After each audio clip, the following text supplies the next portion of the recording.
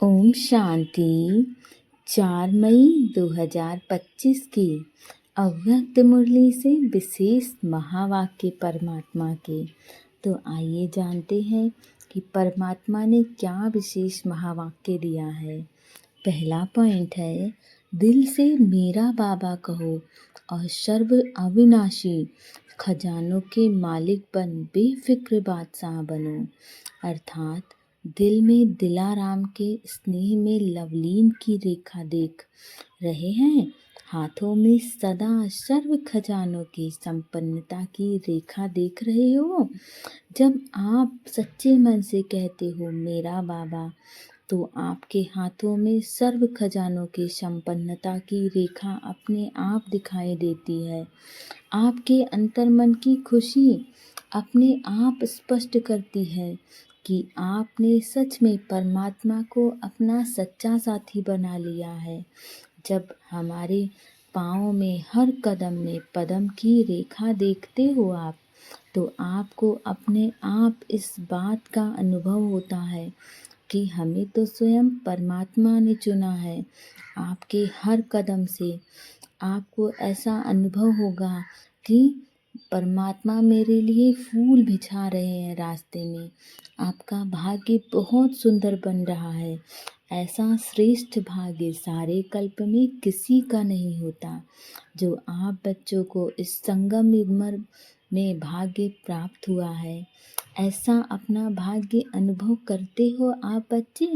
इतने श्रेष्ठ भाग्य का रूहानी नशा अनुभव होता है आपको।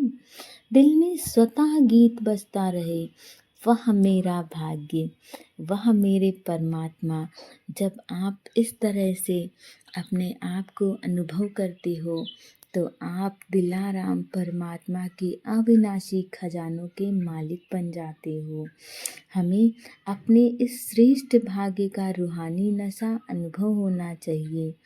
जब ये संगम युग का भाग्य अविनाशी भाग्य देने वाला है, तो हम क्यों ना परमात्मा से लें।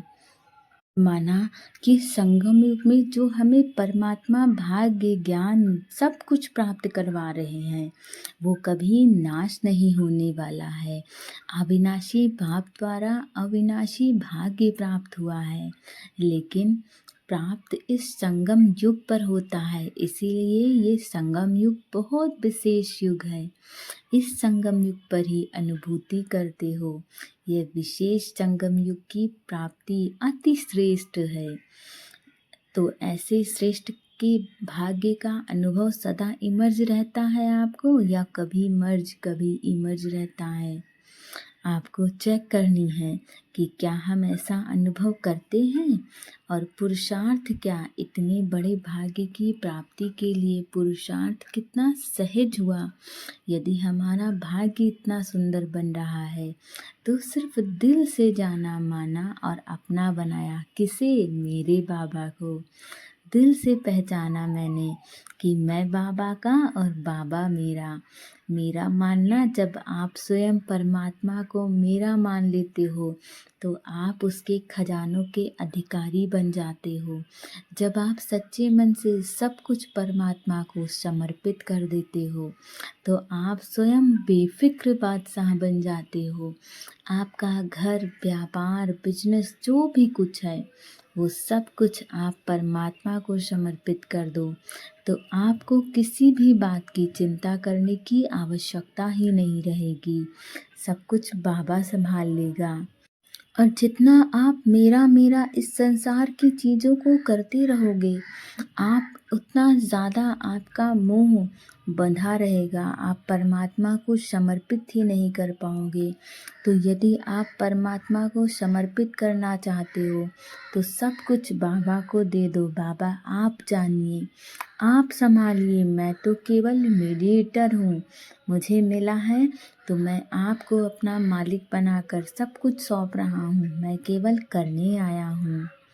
अगला पॉइंट है, याद और सेवा के बैलेंस द्वारा चढ़ती कला का अनुभव करने वाले राज्य अधिकारी भव।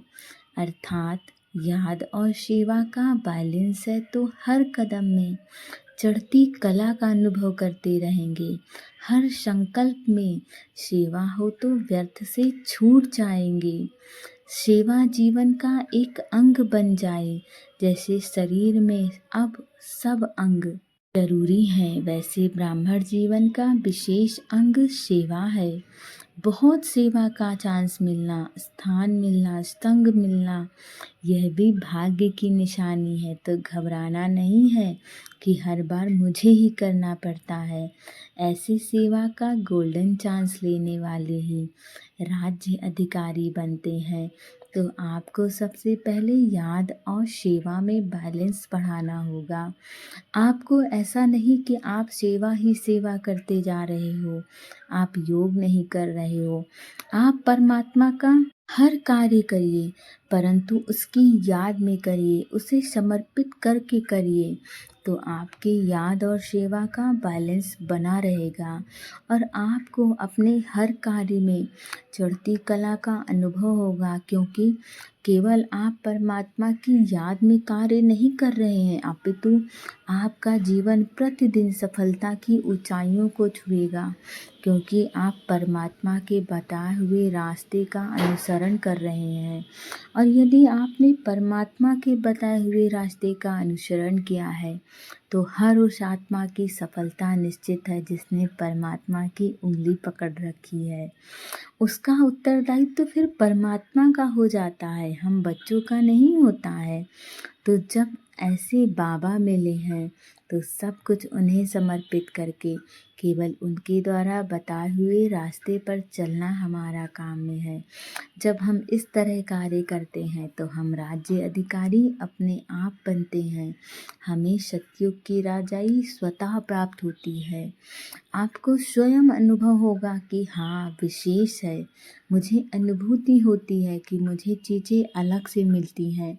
शायद मैं इतना परिश्रम करके भी नहीं प्राप्त कर पाता जितना मैंने परमात्मा की उंगली पकड़ के प्राप्त किया है। अगला पॉइंट है, परमात्म प्यार की पालना का स्वरूप है सहज योगी जीवन। अर्थात यदि आप इस बात को जानना चाहते हैं कि आपका जीवन सहज योगी कैसे बने, तो आपको परमात्म प्यार की पालना का स्वरूप बनना होगा। परमात्म प्यार की पालना का स्वरूप बनना माना आपको हर कार्य परमात्मा की याद में करना, उनके प्यार को अनुभव करना कि कितने प्यार से वो आपको गले लगा रहे हैं, आपको सदा सफलता मूर्त भव का वरदान दे रहे हैं, आपके संग बैठकर खा रहे हैं, आपके संग चल रहे हैं, आपके संग हर एक कार्य कर रहे हैं। जब आप ऐसा अनुभव करते हो तो चीज़ें स्वतः आपके लिए बहुत सुंदर बन जाती हैं। और जब आप अपने संग हर कार्य में परमात्मा को रखते हो तो आपका जीवन भी सहज योगी स्वतः बन जाता है। आपको अथक प्रयास करने की आवश्यकता ही नहीं पड़ती है। ओम शांति।